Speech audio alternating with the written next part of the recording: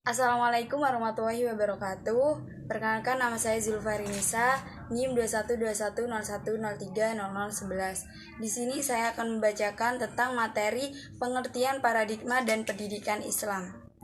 Pemahaman terhadap istilah-istilah yang terdapat dalam judul di atas tidak rancu, maka perlu dibuat batasan istilah.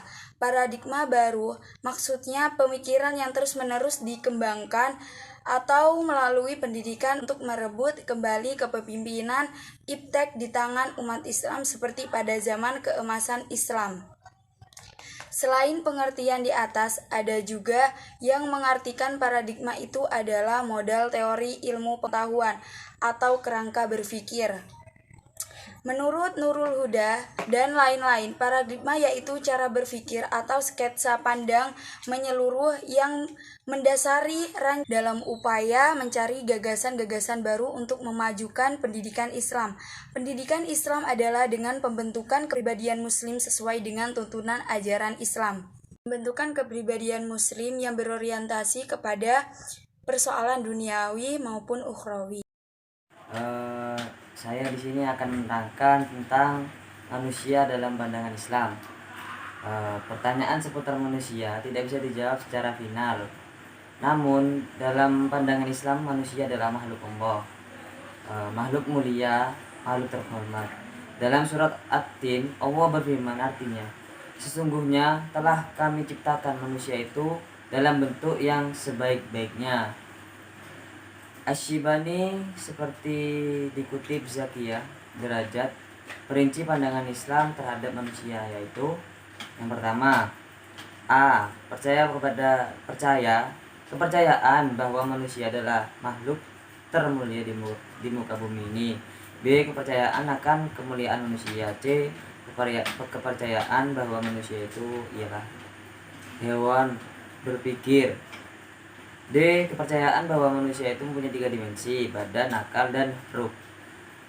E. Kepercayaan bahwa manusia dalam pertumbuhannya terpengaruh faktor-faktor warisan atau pembawaan dan alam lingkungannya.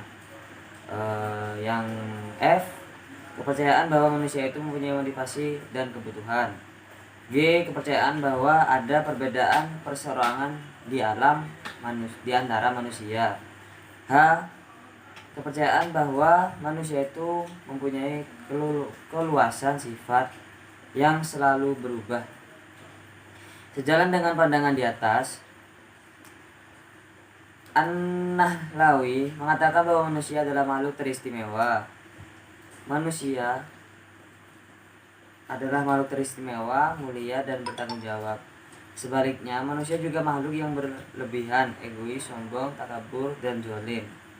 Pandangan di atas digali secara langsung dari ayat Al-Quran, berbagai penafsiran, dan disertai pengamatan terhadap realitas kehidupan.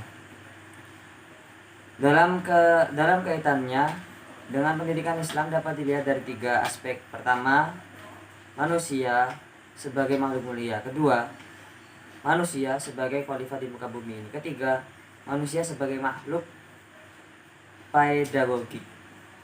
Zakiyah derajat bumi asal. Assalamualaikum warahmatullahi wabarakatuh. Perkenalkan, nama saya Ahmad Rafi Roki, NIM 212101030013. Di sini saya akan menjelaskan tentang pandangan Islam tentang ilmu pengetahuan dan teknologi. Pandangan Islam tentang iptek sebenarnya sudah tersirat dalam wahyu pertama yang diturunkan kepada Nabi Muhammad SAW. Allah Subhanahu wa Ta'ala berfirman, artinya, bacalah dengan menyebut nama Tuhanmu yang menciptakan. Dia telah menciptakan manusia dari alaq.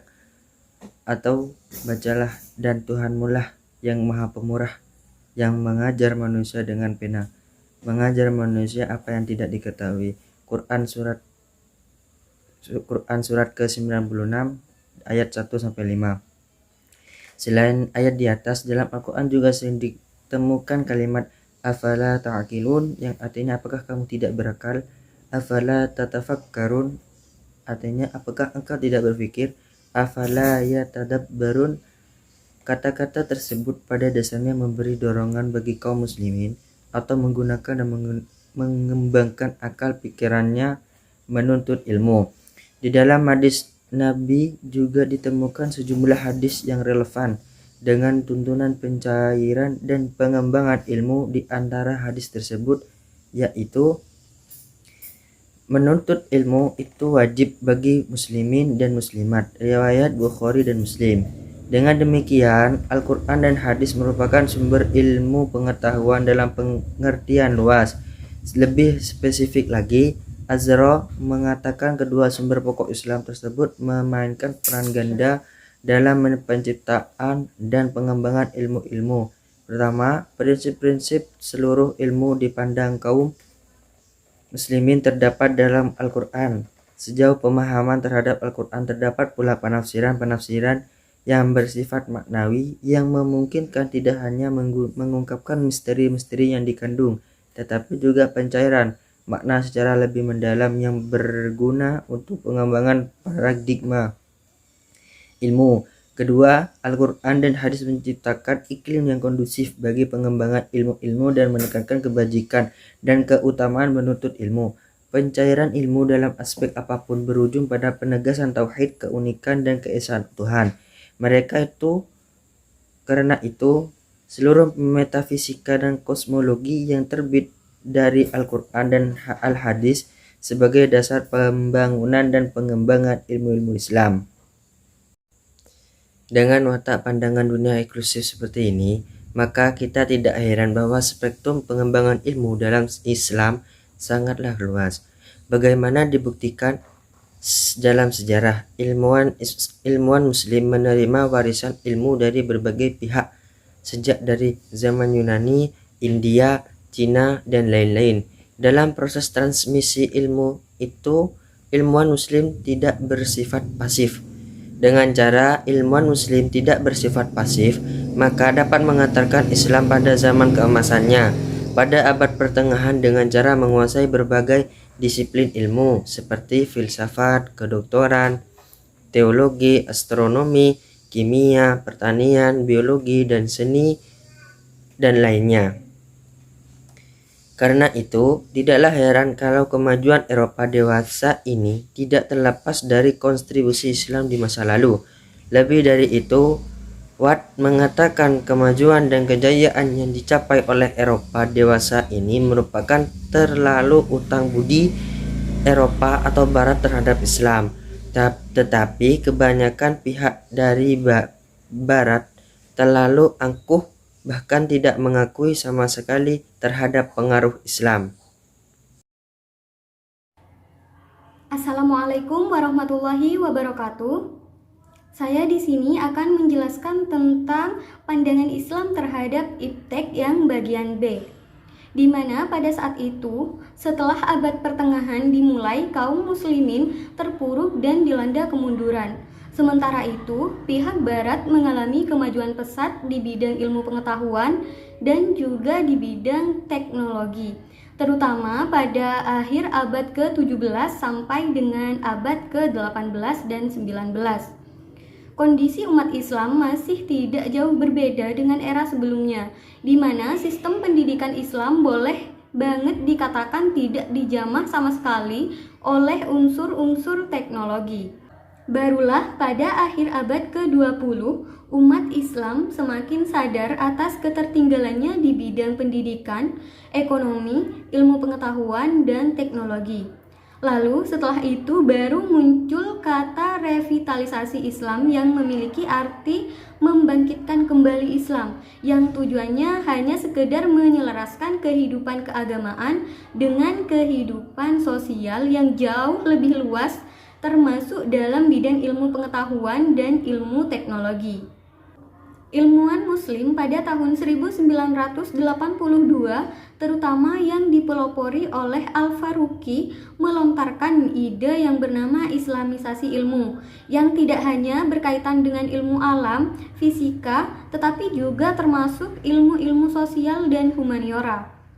Ide Islamisasi ilmu tersebut menjadi wacana umat Islam sehingga timbul pro dan kontra dalam menanggapi persoalan-persoalan tersebut.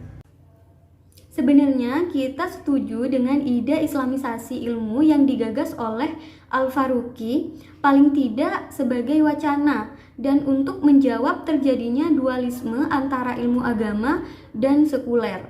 Karena dualisme ini kelihatannya cukup mencolok apabila diamati adanya perbedaan bahkan dikotomi antar pendidikan agama dan pendidikan umum.